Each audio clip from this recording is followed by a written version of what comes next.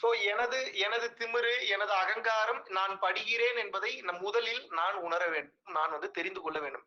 நீங்க நினைக்கிற எல்லாமே வந்துரும். இப்ப வர்றது பிரச்சனையே இல்ல. வந்தா சஸ்டெயின் ஆக மாட்டேங்குது, தப்பா மிஸ்யூஸ் ஆயிடுது, பாதியில கட் ஆயிடுது, இதுதான் எண்டுன்னு சொல்லி நிறுத்திடுறீங்க.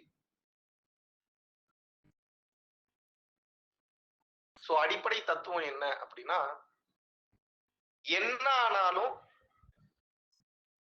நான் கத்துக்கிட்டது உண்மைதான் அப்படின்றத நான் ஏத்துப்பேன். இதுதான் கொள்கைக்கு பிடிச்ச கொள்கைக்கு உண்மையா இருக்கிறது. இதுக்கு பேர் என்ன?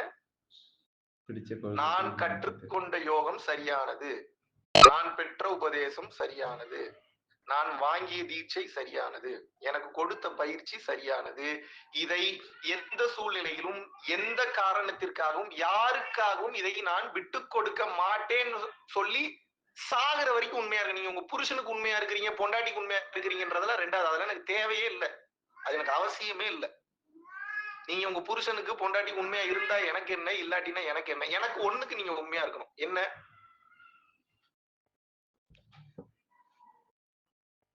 இந்த உலகத்தில் மனிதனாக பிறந்த நீங்கள் ஒண்ணுக்கு மட்டும் உண்மையா இருக்கணும். எதுக்கு மட்டும் உண்மையா இருக்கணும் அப்படின்னா, எது வேண்டுமானாலும் வந்து சென்று விடும், எது வேண்டுமானாலும் வந்து போய்விடும். ஆனால் எந்த சூழ்நிலையும் நான் பிடித்த பாதையை நான் தவற மாட்டேன் என்பதில் தெளிவா நிக்கணும். நிறைய பேர் டைவர்ட் பண்ணுவாங்க, அபியூஸ் பண்ணுவாங்க.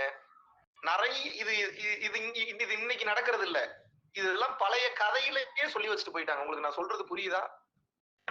ஒரு நல்ல குடும்பத்தை உடைக்க வேண்டும் என்றால் ஒண்ணும் பண்ண வேணாம், சண்டைலாம் போட வேணாம். அதெல்லாம் பழைய டெக்னிக். உங்களை பத்தி இவன்கிட்ட தப்பா, அவனை பத்தி இவன்கிட்ட தப்பா, இவனை பத்தி அவன்கிட்ட தப்பா சொல்லிட்டா போதும். உண்மையாவே ஒரு சரியான நபர்களை, குவாலிட்டியான பர்சன்ஸ் நீங்க எப்போ தெரிஞ்சுக்கலாம் அப்படின்னா, தான் காயப்பட்டிருந்தாலும் கூட பிறரை பழி சொல்ல மாட்டான். அவன் தான் உண்மையானவன். நல்லா புரிஞ்சுக்கணும். தான் காயப்பட்ட நேரத்துல எவன் ஒருத்தன் பிறரை பழி சொல்கிறானோ, அவனது பேச்சில் ஆணவமும் அகங்காரமும் தெரிகிறதோ, பழி வாங்க வேண்டும் என்ற எண்ணம் இருக்கிறதோ, அவன் பொய் சொல்கிறான், அவனை நம்பாதீர்கள். ஏனென்றால் ஒரு பிரச்சனைன்னு ஒண்ணு நடக்குதுன்னு வச்சுங்க, நல்லா புரிஞ்சுக்கணும். ஒரு பிரச்சனைன்னு ஒண்ணு நடக்குதுன்னா, நீங்க எப்படி ஒரு சைடு மட்டும் முழுதுமாக கேட்டு ஒரு முடிவுக்கு வர முடியும்? வாழ்க்கையில அவன் சரியானவன் தப்பானவன்? அவ்வளவு பெரிய அறிவாளியா நீங்க? ஜெயிலுக்குள்ள இருக்கிறவன் எல்லாம் கெட்டவனும் இல்ல, வெளியில சுத்திட்டு இருக்கிறவன் நல்லவனும் இல்ல.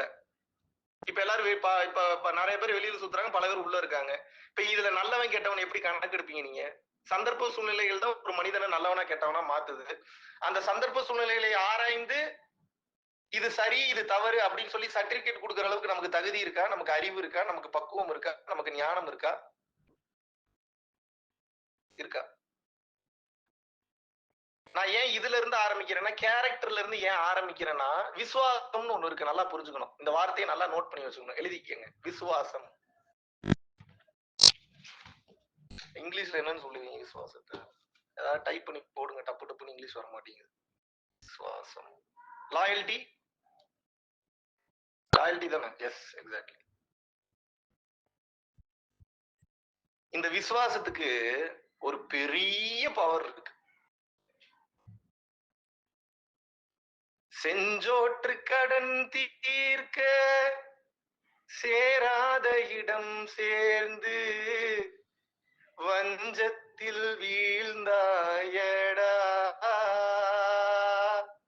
கர்ணா, வஞ்சகன் கண்ணனடா அப்படின்னு. உன்னை காப்பாத்திட்டான்ற ஒரு காரணத்துக்காக அவனை பாதுகாக்கிறக்கா அதர்மத்தின் பக்கம் நின்னியே, இப்போது அதர்மம் வீழ்ந்து விட்டதே, நீ தோற்று விட்டாயே என்று கண்ணன் கர்ணனை பார்த்து கூறுகிறார்.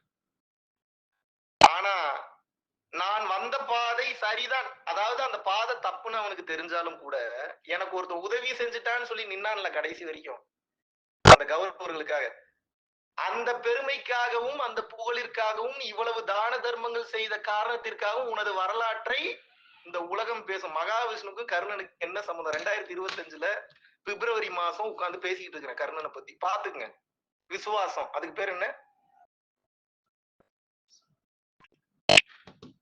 இருக்கிற வரைக்கும். இப்ப உங்ககிட்ட என்ன பெரிய பிரச்சனை? நான் அனுபவிக்கிற வரைக்கும் அனுபவிச்சுக்கிறீங்க. இதை நீ யாரை எப்படி வேணாலும் எடுத்துக்க, நான் ஜென்ரலா பேசுறேன்.